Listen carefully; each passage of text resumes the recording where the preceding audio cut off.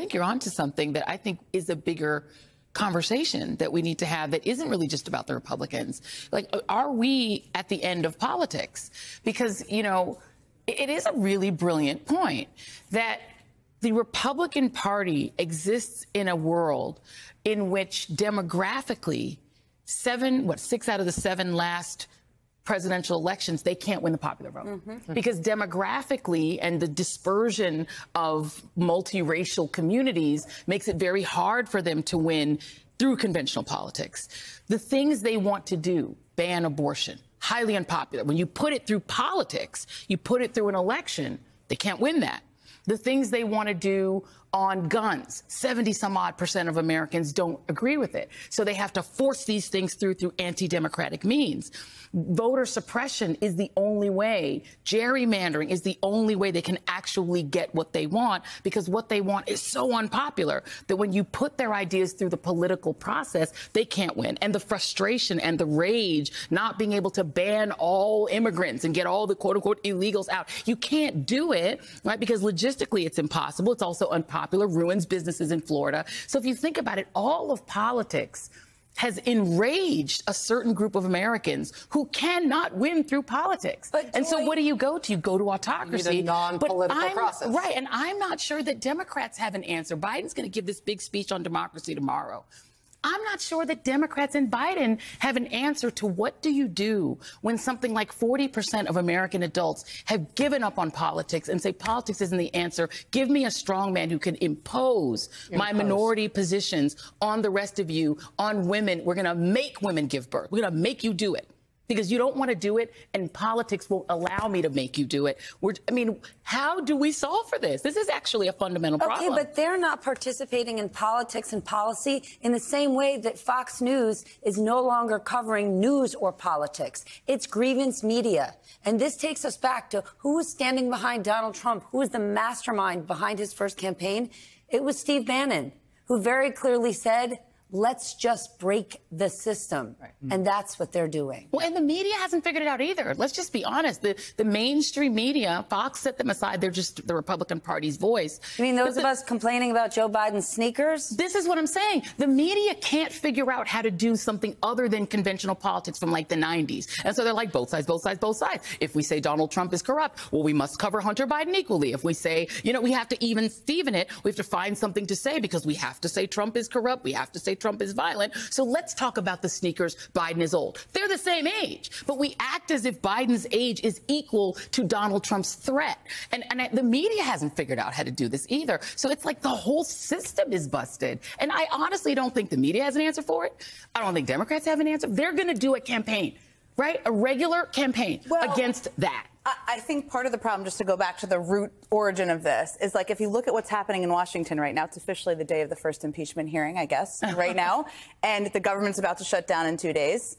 Basically, Kevin McCarthy, like him, don't like him, think he's flipped around on many issues he has no idea what to do either. Right. He's also befuddled on how to control his own party, because to go back to the root point here, their party, the core powerful people in that party, their agenda is to shut it down, to burn the House down. They're not debating policy issues, just like they were asked policy questions tonight, a lot of them, and they didn't want to answer them. They want to burn it down. They want government to not function.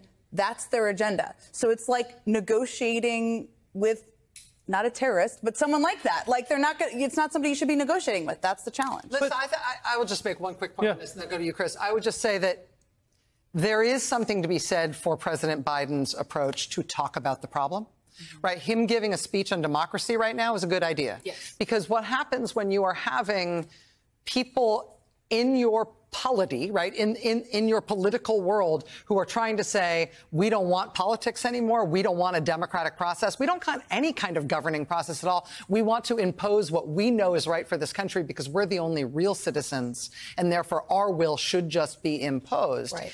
The way you fight that is by standing up and saying, no, we still need politics. No, actually, a democracy is the way we solve the problems that we have. And actually, we ought to stand up for the kind of system of government that we've got. There isn't a a way to fight fire with fire if what you are fighting against is people who are saying, I want force and violence and war as a way of settling things. So, once we've got violence and political intimidation in our political system, it makes it very hard to do politics. Yeah. And so you need to argue to get violence and intimidation out of the system. And there's no way to do it except through democracy. Democracy is a process. It's not an end. I totally agree. And I think the thing I was going to say is that I thought the midterms were sort of a blueprint, right? I mean, the midterms, they tried to call the question at an existential level about democracy and try to assemble what I think is a tenuous but extant and durable pro-democracy majority among the American electorate. Yeah. A kind of popular front from, Bill Kristol, Noam Chomsky, basically, that is in favor of continuing the American constitutional republic in a recognizable self-governing form, which is it really is the question.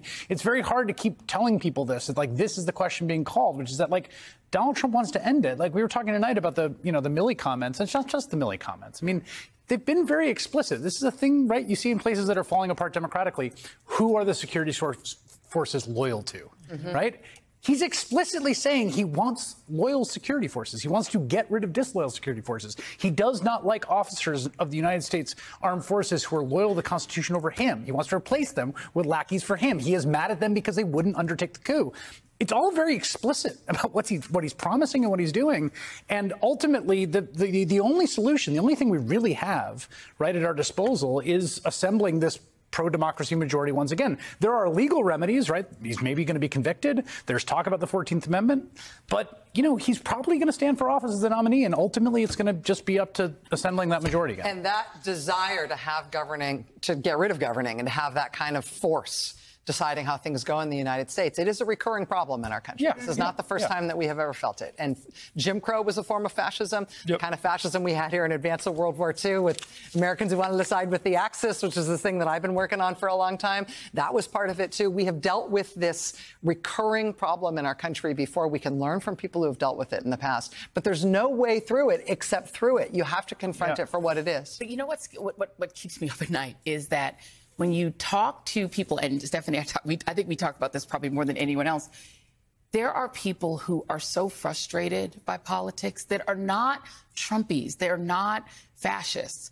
But they say, yeah, but every 4 years you tell me I have to vote and my student loans are still killing me. My rent is still killing me. I still can't afford health care. I've got Obamacare. It's still expensive. It's still hard for me to actually live, especially younger people who are getting more and more cynical. And this is the generation that are not getting more conservative as they get older. They want LGBTQ folks to have their rights. They don't want to ban, trans surgery. They're for it. They want a more pluralistic, liberal world, but they're also frustrated with politics. They're not excited to vote. They're not excited to vote. And so but we keep telling them, and I'm the auntie that's always like, Auntie Joy, keep telling you have to vote, and you have to keep doing, you have to do it on the local level, you have to vote in school board. But we keep telling them that the only answer to fix this autocratic movement is politics. And when they say, but the politics takes long, doesn't get me where I want, and isn't making my rent lower, and isn't making food cheaper, it's very difficult to keep them on the train. And part of standing up for democracy, though, is making sure that people's needs and what people articulate as their wants